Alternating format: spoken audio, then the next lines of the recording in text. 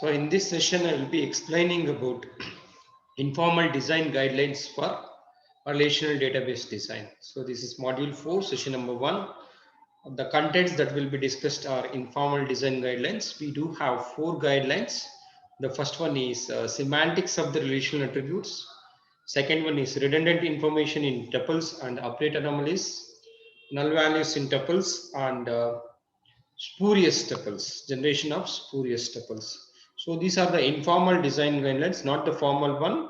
So in order to create a good base relations, one should have to follow these informal design guidelines. So now let us discuss what is relational database design. So this database design deals with refining an ER schema and removing the redundancy in relations.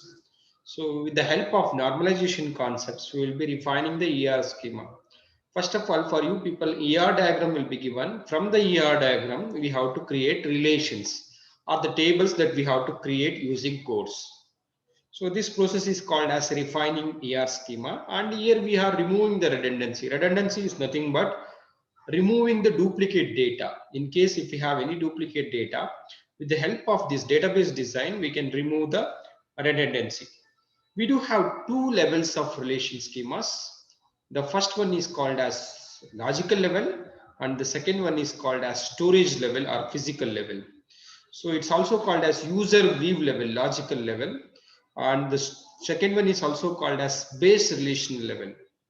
So the database design is concerned mainly with base relations. We are designing the database by considering the base relations. We have to follow some good criteria for creating the base relations. So those 4 criteria are: guideline 1, informally each tuple in relation should represent one entity or a relationship instance. It applies to individual relations and their attributes. Here the semantics refers to the meaning of the attributes. It specifies how attribute values in a tuple relate to one another. Whenever we group attributes to form a relation schema, we assume that certain type of meaning will be associated with that one. So for example, meaning of employee relation schema asserts the fact that there is an employer account with values SSN, name, address, and department number, etc. So department number in the employee relation is a foreign key that represents some kind of implicit relationship between the employee table or entity and the department table. You have a diagram here. So employee relation asserts the fact that there is a employee whose name is Ram, SSN is 1234 so and so, birth date, address, department number, where D number is a foreign key which is referring to department table, where D number is a foreign key which is referring to department table. Some kind of implicit relation is associated with employee and the department. So whenever we create a relation, some kind of meaning should be associated with that thing. Okay. Entity and relationship attributes should be kept apart as much as possible. So the guideline 1 says that design a relation schema in such a way that it is easy to explain its meaning. The semantics of the attribute should be easy to interpret. Do not combine the attributes from multiple entity types and relationship type into a single relation. If you combine, then there will be a lot of problems. The relation schema should have to correspond to a single entity, and the meaning will be very clear if the relation schema is corresponding to single entity. So if we club the entities or attributes together from 2 entities, so the relation becomes semantically unclear. So ambiguities may present in the relation if we create a relation by combining 2 entities. So some of the problems that we are going to get it, what are those problems that we'll get it, we'll see in the next slides. In guideline 2, logically there is nothing wrong with the relation so for example, consider this relation employee and department. This relation is created, this base relation is created after joining 2 entities, employee and the department. Logically there is no problem with this base relation, but it violates guideline 1. The guideline 1 says that create a relation schema from only one entity. By mixing the attributes from 2 entities, employee and department, this base relation is created, and it will cause some of the problems that we will discuss in guideline 2. Guideline 2 heading is redundant information in tuples and the update anomalies. One goal of relation schema design is to minimize the storage space that the base relation occupies. As much as possible, we have to minimize the storage space. So because information is stored redundantly, this will waste the storage. So the goal is to design a relation schema in such a way that storage space occupied by the relation schema should be less. If we group the attributes from two entities into a single relation, that will have a significant effect on storage space. That example that we are going to discuss right now, if we combine the attributes from two entities into single relation, storage space will be wasted. So for example, now consider this is the relation, base relation after joining two entities, and without base relation, this is the thing. The storage space occupied by this base relation is less. Employee and department, separate entities is there, and the storage space occupied by this relation is more, because you can see here the research department is repeating 4 times and administration is repeating 3 times. So department name is repeated and DMGR SSN is also repeated. DMGR SSN also repeated.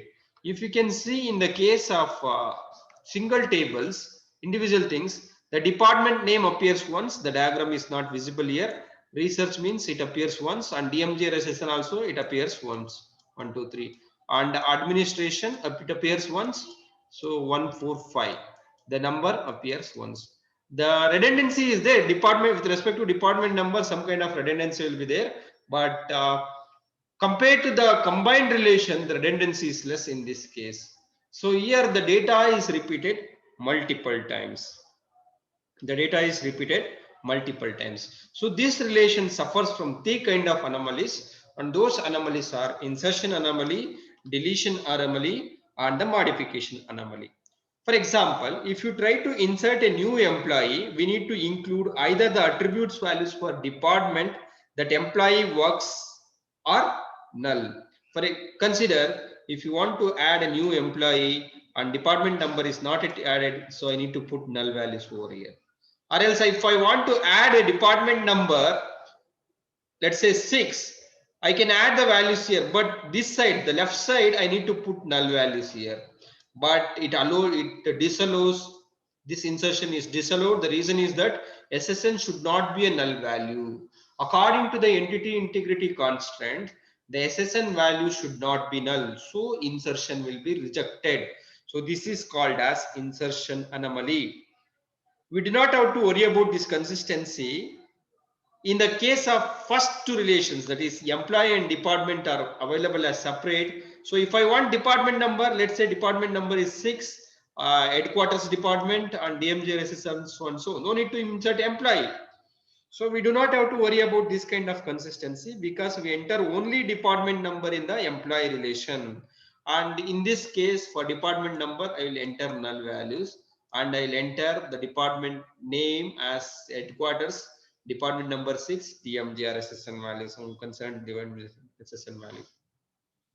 So it is difficult to insert new department in employee department table as well.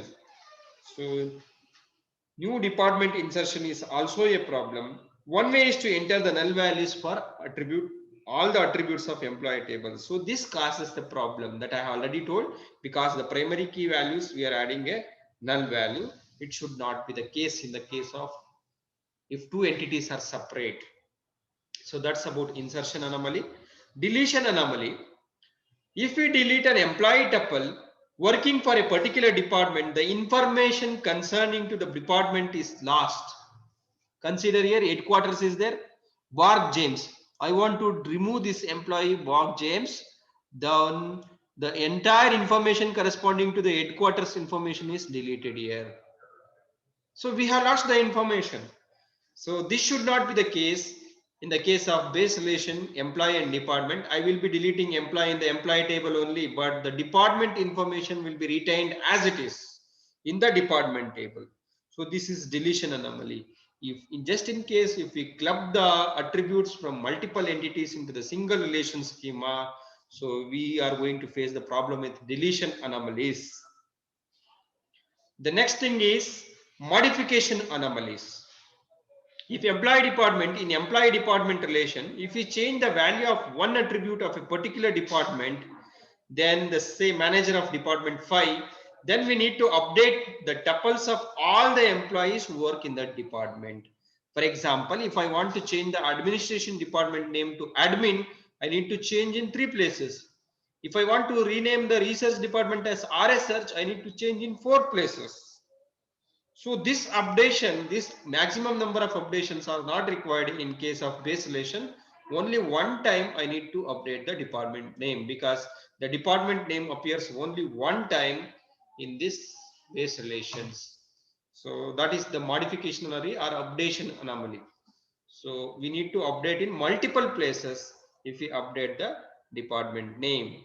And also DMJ resistion also, if I update in one place, I need to update in multiple places. Now, based on all the 3 anomalies that we have discussed so far, now we can say that design a relation schema in such a way that no insertion, deletion, and modification anomalies are present in the relation. It has been written here. Design a schema that does not suffer from insertion, deletion, and update anomalies. If there are any present, that means if there are any anomalies present, then note them so that applications can be made to take them into the account. The application should have to consider these anomalies into account. So next guideline is based on null values. So in relations or in some tables, values of some of the attributes that do not apply to all the tuples. Then we end up with nulls in these cases. For the tuples, we end up adding null values in these cases. So this is going to waste the storage space. Lot of storage space will be wasted. So it creates a problem in understanding the meaning of the attributes. Let us consider. Let us consider the employee table. So employee, in this thing, I have an attribute called as degree. Degree. On type of employee is there. Attribute one more called as type of employee. For a helper, degree is not required. That time I will put null value. This is one case. Helper. Employee type is helper. And for instructor also, degree is not required. I will put null values. And for assistant professor, degree is required. I'll put the degree value, MTech or a PhD or whatever it may be. Nulls will have 3 interpretations: attribute not applicable or invalid. In this case, it is not applicable. For helper, degree is not applicable. Attribute value unknown. There exists a employee whose role is assistant professor, but as of now, I don't know his degree, whether he has done a MTech degree or MSc degree. It may exist, but at this time, I don't know. Value known to exist, but it is unavailable. That means I know that he has done a MTech degree, but I want to get a confirmation from the person. That time I will put a null values. Attribute does not apply to the tuple. Attribute value for this tuple is unknown, and the value is known but absent. So it is not possible for null values to account them for aggregate operations such as count and sum. And also it creates a problem for specifying the join operations. Whenever you are performing count operations or average operation, let's say salary and employee, 3 salaries are there, 3K, 4K, 5K. So if you add up and one more null value, I need to add up and divide it by 4. If I do divided by 4, what will be the average? How to take the count of salaries, whether it is 3 or 4. How to account them for aggregate functions in case of aggregate functions such as count, sum, average, all these stuffs. Okay. And also it creates a problem in joining the null values. It creates a problem for specifying join operation. So guideline 3 says that as far as possible, avoid populating the tuples that probably may have null values. If nulls are unavoidable, make sure that they apply in exceptional cases only. If nulls are unavoidable, make sure that they are added in exceptional cases only. So this is the guideline. The relation should be designed so that their tuples will have a few null values as possible. Attributes that are null frequently could be placed in separate relations with a primary key. If a relation is taking more values, more null values, that time we can create a separate relations along with the primary key attribute. The next guideline is generation of spurious tuples. Spurious in the sense unwanted tuples. The meaning of spurious is unwanted. So bad designs for relational database may result in erroneous results for certain join operations. The lossless join property is used to guarantee meaningful results of join operations. Let me consider a few relations here, and then I'll talk about these things.